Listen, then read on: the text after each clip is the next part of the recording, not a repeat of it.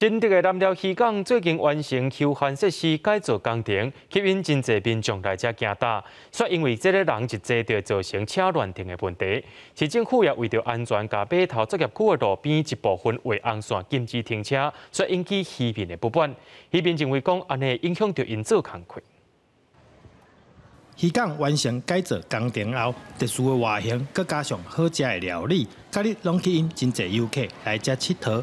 嘛，引来多备停车问题，市政府特别画红线来禁止停车，不过画红线的区域有一部分原本是渔民作业的码头，引起渔民不满。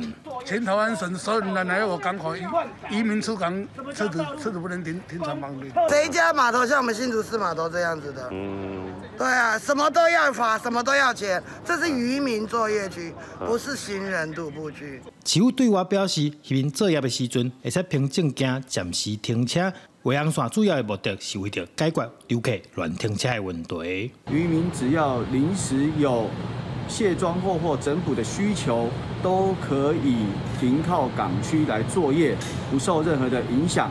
那也请渔民朋友能够将停车证置放在车辆明显处，来给执法人员做辨识。新竹市政府呼吁大家，因为疫情关系，做生意的店头真无简单，才等着游客来南寮佚佗，也要遵守停车相关规定，才袂去影响到渔民的权利。记者刘君和新竹报道。